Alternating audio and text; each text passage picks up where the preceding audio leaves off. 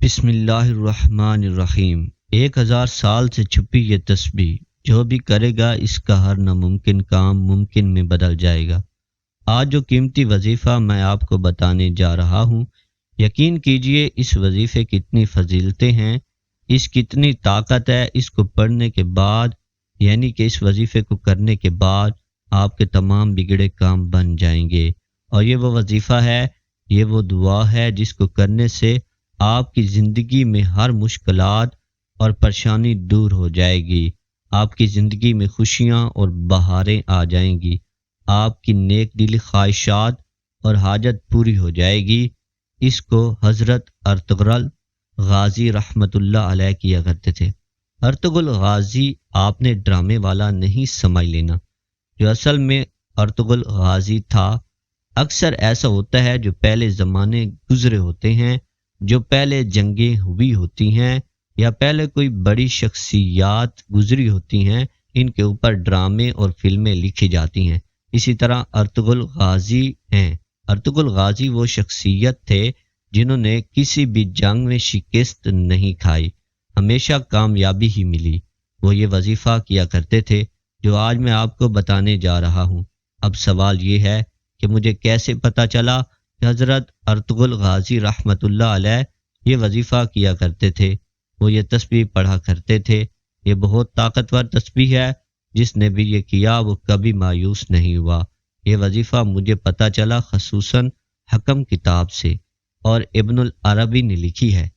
اور اب میں اس کی بہت زیادہ تفصیل میں نہیں جاؤں گا، کیونکہ اگر میں آپ کو تفصیل بتانے لگ جاؤں تو ویڈیو بہت لمبی ہو جائے گی۔ المختصر ہم وظیفے کی طرف آتے ہیں، دعا کی طرف آتے ہیں۔ کیسے وہ پڑھا کرتے تھے، کیسے کیا کرتے تھے۔ انشاءاللہ آپ بھی اس دعا کو پڑھو گے، اس وظیفے کو کرو گے۔ اس کا ایک خاص طریقہ ہے، وہ بھی میں آپ کو بتاؤں گا۔ اگر آپ اس طریقے سے کرو گے تو انشاءاللہ آپ کے بگڑے کام بن جائیں گے۔ حضرت ارطغرل غازی رحمۃ اللہ علیہ نے کوئی بھی جنگ میں شکست نہیں کھائی۔ تاریخ اٹھا کر دیکھ لیں، ان کو کامیابیاں ہی کامیابیاں ملی ہیں۔ انشاءاللہ آپ کو بھی کامیابیاں ملیں گی۔ وہ خود بتاتے ہیں کہ وہ یہ وظیفہ کیا کرتے تھے۔ اگر آپ کو اس بات میں تھوڑا سا بھی شک ہے تو آپ خود خصوص الحکم کتاب پڑھ سکتے ہیں۔ انشاءاللہ آپ کو بھی کامیابیاں ملیں گی۔ اس وظیفے کو کرنے کے بعد جو اب میں وظیفہ بتانے جا رہا ہوں، ذرا غور سے سنیے گا۔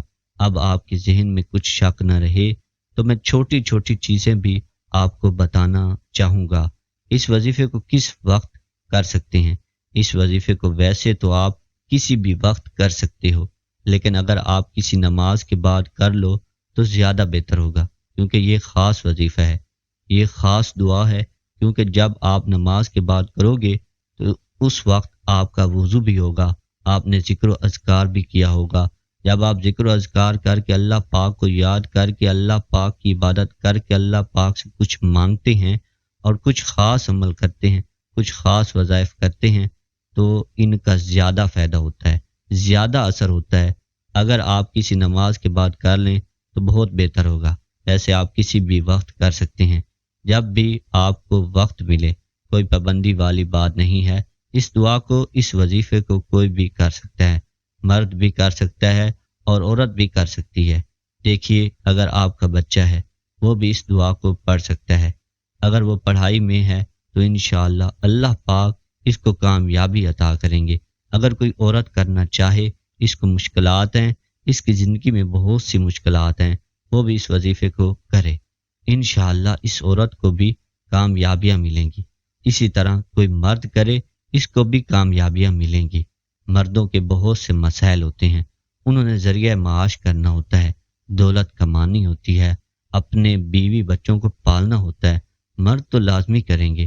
المختصر یہ ہے کہ کوئی بھی کر سکتا ہے، انشاءاللہ فائدہ ہی فائدہ ہے، کامیابیاں ہی کامیابیاں ہیں۔ صرف آپ ایک ہی مرتبہ اعوذ باللہ من الشیطان الرجیم بسم اللہ الرحمن الرحیم کو پڑھ لیں گے۔ اس کے بعد آپ درود پاک پڑھ لیں گے آپ صلی اللہ علیہ وآلہ وسلم کی ذات پر۔ ایک مرتبہ میرے ساتھ بھی پڑھیے، آپ کو ثواب ملے گا۔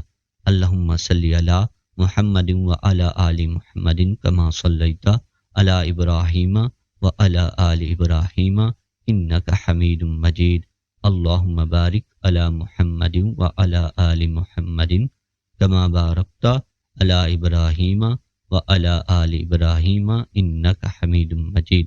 3 بار آپ یہ درود پاک پڑھیں گے آپ صلی اللہ علیہ وآلہ وسلم کی ذات پر۔ اگر کسی میرے بہن بھائی کو یہ درود پاک نہیں آتا تو وہ کوئی سا بھی پڑھ سکتا ہے جو اس کو آتا ہے۔ اگر کوئی سا بھی نہیں آتا تو صرف اتنا کہہ سکتا ہے صلی اللہ علیہ وآلہ وسلم۔ اس کے بعد آپ نے سورۃ اخلاص کو پڑھنا ہے اور اس دعا کو پڑھنا ہے جو ابھی میں آپ کو بتاؤں گا۔ دیکھیے سورۃ اخلاص میں اللہ تعالیٰ کی وحدانیت بیان کی گئی ہے۔ ایک شخص نے رسول اللہ صلی اللہ علیہ وآلہ وسلم سے عرض کیا کہ میں سورۃ اخلاص سے محبت کرتا ہوں، تو آپ صلی اللہ علیہ وآلہ وسلم نے فرمایا کہ اس کی محبت تجھے جنت لے جائے گی۔ نیز ایک شخص نے کسی کو اس سورت کو پڑھتے ہوئے رات کے وقت سنا کہ وہ بار بار اسی کو دہرا رہا ہے۔ صبح کے وقت آ کر اس نے حضور صلی اللہ علیہ وآلہ وسلم سے ذکر کیا، گویا کہ وہ اس کو ثواب کا کام جانتا تھا۔ تو نبی کریم صلی اللہ علیہ وآلہ وسلم نے فرمایا اس کی قسم جس کے ہاتھ میں میری جان ہے، یہ سورت 1/3 قرآن کے برابر ہے۔ مسند احمد کی روایت میں ہے کہ حضرت ابو ایوب انصاری رضی اللہ تعالیٰ عنہ نے فرمایا کیا تم میں سے کسی کو اس کی طاقت ہے کہ وہ ہر رات تیسرا حصہ قرآن کا پڑھ لیا کرے؟ صحابہ کہنے لگے یہ کس سے ہو سکے گا؟ آپ نے فرمایا سنو، قل هو اللہ احد 2/3 قرآن کے برابر ہے۔ اتنے میں رسول اللہ صلی اللہ علیہ وآلہ وسلم بھی تشریف لے آئے۔ آپ صلی اللہ علیہ وآلہ وسلم نے سن کر فرمایا ابو ایوب سچ کہتے ہیں۔ رسول مقبول صلی اللہ علیہ وآلہ وسلم نے صحابہ سے فرمایا جمع ہو جاؤ، میں تمہیں آج 1/3 قرآن سناؤں گا۔ لوگ جمع ہو کر بیٹھ گئے۔ آپ گھر سے تشریف لائے اور سورۃ قل هو اللہ احد تلاوت فرمائے اور پھر گھر تشریف لے گئے۔ اب صحابہ میں باتیں ہونے لگی کہ وعدہ تو حضور صلی اللہ علیہ وآلہ وسلم کا یہ تھا کہ 1/3 قرآن سنائیں گے، شاید آسمان سے کوئی وحی آ گئی ہو۔ اتنے میں آپ صلی اللہ علیہ وآلہ وسلم پھر واپس تشریف لائے اور فرمایا میں نے تم سے 1/3 قرآن سنانے کا وعدہ کیا تھا، سنو یہ سورت 1/3 قرآن کے برابر ہے۔ حضرت ابو دردہ کی روایت میں ہے کہ رسول اللہ صلی اللہ علیہ وآلہ وسلم نے فرمایا کیا تم اس سے عاجز ہو کہ ہر دن 1/3 قرآن شریف پڑھ لیا کرو؟ لوگوں نے کہا حضور صلی اللہ علیہ وآلہ وسلم ہم اس سے بہت عاجز اور بہت ضعیف ہیں۔ آپ صلی اللہ علیہ وآلہ وسلم نے فرمایا سنو، اللہ تعالیٰ نے قرآن کے 3 حصے کیے ہیں، قل هو اللہ احد تیسرا حصہ ہے۔ مسند احمدیہ کی ایک روایت ہے رسول اللہ صلی اللہ علیہ وآلہ وسلم فرماتے ہیں جو شخص اس پوری سورت کو 10 مرتبہ پڑھ لے گا اللہ تعالیٰ اس کے لیے جنت میں ایک محل تعمیر کرے گا۔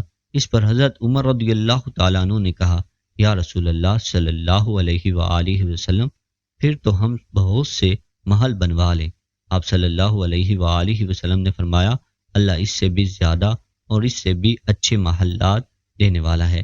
نیز مسند احمد میں ہے کہ رسول اللہ صلی اللہ علیہ وآلہ وسلم کا ارشاد ہے جو شخص اس سورت کو 10 مرتبہ پڑھ لے گا تو اللہ تعالیٰ اس کے لیے جنت میں ایک محل تعمیر کرے گا۔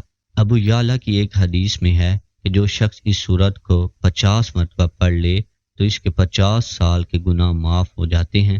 حضرت ابو سعید خدری رضی اللہ تعالیٰ عنہ کی روایت میں سورۃ اخلاص کو آدھے یا 1/3 قرآن کے برابر قرار دیا گیا۔ مسند احمد میں ہے سیدنا عبداللہ بن حبیب رضی اللہ تعالیٰ عنہ فرماتے ہیں کہ ہم پیاسے تھے، رات اندھیری تھی، نبی صلی اللہ علیہ وآلہ وسلم کا انتظار تھا کہ آپ تشریف لائے اور نماز پڑھائیں۔ آپ آئے اور میرا ہاتھ پکڑ کر فرمانے لگے پڑھ، میں چپکا رہا۔ آپ نے پھر فرمایا پڑھ، میں نے کہا کیا پڑھوں؟ آپ نے فرمایا ہر صبح شام 3 مرتبہ سورہ قل هو اللہ احد، قل اعوذ برب الفلق اور قل اعوذ برب الناس پڑھ لیا کرو، یہ کافی ہو جائے گا۔ اس میں اللہ تعالیٰ کا تعارف ہے، اللہ تعالیٰ ہے کون۔ اس سورت کی بہت سی فضیلتیں ہیں۔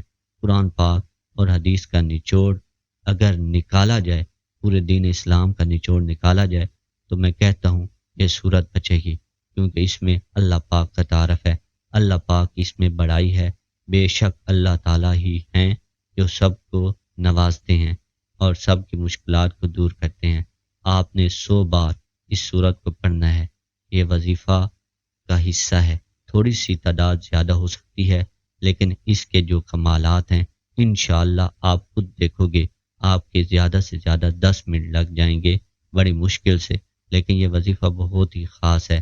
ابھی دعا میں بھی آپ کو بتاتا ہوں، لیکن جو سورہ اخلاص کا میں آپ کو بتا رہا ہوں، تھوڑی سی تعداد زیادہ ہو سکتی ہے، 100 مرتبہ آپ نے پڑھنا ہے، یہ وظیفہ کا حصہ ہے۔ چھوٹی سی صورت ہے، ویسے تو بسم اللہ الرحمن الرحیم، قل هو اللہ احد اللہ الصمد لم یلد ولم یولد ولم یکن لہ کفوا احد، ایک مرتبہ ہو گیا، 10 سیکنڈ میں ایک دفعہ آپ صورت پڑھ لیں گے۔ 100 بار آپ نے پڑھنا ہے، زیادہ سے زیادہ آپ 10 منٹ لگ جائیں گے اس وظیفے کو کرنے میں، لیکن انشاءاللہ اس کے جو کمالات ہیں، آپ کے تمام بگڑے کام بن جائیں گے، آپ کی مشکلات دور ہو جائیں گی، آپ کی زندگی میں آسانیاں آ جائیں گی۔ سورۃ اخلاص کے بہت سارے فوائد ہیں۔ نمبر 1، اللہ رب العزت 300 غضب کے دروازے بند کرے گا، مثلا دشمنی، قرض، فتنہ وغیرہ۔ نمبر 2، 300 دروازے رحمت کے کھولے گا۔ نمبر 3، 30 دروازے رزق کے کھولے گا، اللہ غیب سے رزق دے گا بغیر محنت کے۔ نمبر 4، اللہ پاک اپنے علم سے علم دے گا۔ نمبر 5، 36 مرتبہ قرآن پاک کا ثواب ملے گا۔ نمبر 6، 50 سال کے گناہ معاف ہوں گے۔ نمبر 7، اللہ پاک جنت میں 20 بنگلے دے گا جو یقوت، مرجان، زمرد کے بنے ہوئے ہوں گے۔ نمبر 8، ہر بنگلے کے 70,000 دروازے ہوں گے۔ نمبر 9، 2000 رکعت نماز نفل پڑھنے کا ثواب ملے گا۔ آپ کے جو اٹکے ہوئے کام ہیں، جیسا کہ میں نے آپ کو پہلے ہی شروع میں بھی بتایا ہے کہ اس وظیفے کو حضرت ارطغرل غازی رحمۃ اللہ علیہ کیا کرتے تھے۔ انہوں نے کسی بھی جنگ میں شکست نہیں کھائی، ہمیشہ ان کو کامیابیاں ہی کامیابیاں ملی ہیں، ان کی جیت ہوئی ہے، تاریخ اٹھا کر دیکھ لو۔ اب میں زیادہ گہرائی کی طرف نہیں جا رہا، آپ دعا سن لیجئے۔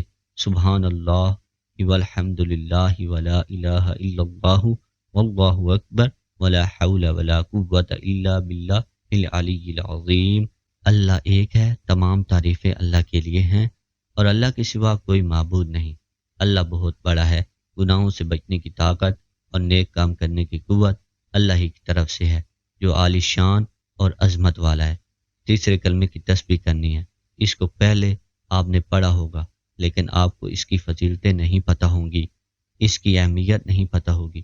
جب تک کسی چیز کی دل میں اہمیت نہ ہو، اس کی فضیلت کا پتہ نہ ہو، اس پر یقین بھی کم ہوتا ہے، پھر اس کا فائدہ بھی کم ہوتا ہے۔ اس کی بہت سی فضیلتیں ہیں، اس کو جلالی تسبیح بھی کہا جاتا ہے۔ اگر میں آپ کو تفصیل بتانے لگ جاؤں تو ویڈیو بہت لمبی ہو جائے گی، صرف آپ نے 3 بار اس کو پڑھنا ہے۔ سورہ اخلاص کے بعد جو میں نے ترتیب پیچھے بتائی ہے، انشاءاللہ اس دعا کی برکت سے اور یہ پورے وظیفے کی برکت سے، جیسے میں نے یہ وظیفہ ترتیب سے بتایا ہے ویسے آپ کرو گے، انشاءاللہ آپ دیکھنا کہ کیسے آپ کی مشکلات حل ہوں گی، ہر کام میں آپ کو کامیابی ملے گی۔ انشاءاللہ کوئی بھی آپ کا کام ہوگا، اس کے بعد پھر آپ درود پاک پڑھ لیں گے، 3 ہی مرتبہ پڑھیں گے آخر میں، جیسا کہ میں نے آپ کو پہلے بھی بتایا۔ اگر کسی کو یہ درود پاک نہیں آتا تو وہ کوئی سا بھی پڑھ سکتا ہے جو اس کو آتا ہے۔ اگر کوئی بھی نہیں آتا تو صلی اللہ علیہ وآلہ وسلم یہ کہہ سکتا ہے۔ اس کے بعد آپ نے ایک اور کام کرنا ہے، جب آپ یہ سارا وظیفہ کر لیں گے، جیسا کہ میں نے آپ کو بتایا، جو بھی آپ کا مسئلہ ہے آپ نے وہ مانگ لینا ہے۔ انشاءاللہ اس وظیفے کی برکت سے آپ کی مشکلات جاتی رہیں گی۔ آپ نے خصوصی دعا بھی کرنی ہے، اے گناہ گاروں کو بخشنے والے اور عیبوں پر پردہ ڈالنے والے عظیم رب، سب مسلمانوں پر اپنا رحم و کرم فرما، تنگ دستوں کے رزق میں وسعت فرما، بیماروں کو شفا عطا فرما، ہمیشہ صبر اور شکر کرنے والا بنا۔ مزید اس عمل کو خود بھی کریں اور دوست و اقارب کو بھی اس وظیفے کا بتائیں۔ تاکہ ہر کوئی اس وظیفے سے مستفید ہو سکے اور آپ کو اور مجھے صدقہ جاریہ کا ثواب ملتا رہے۔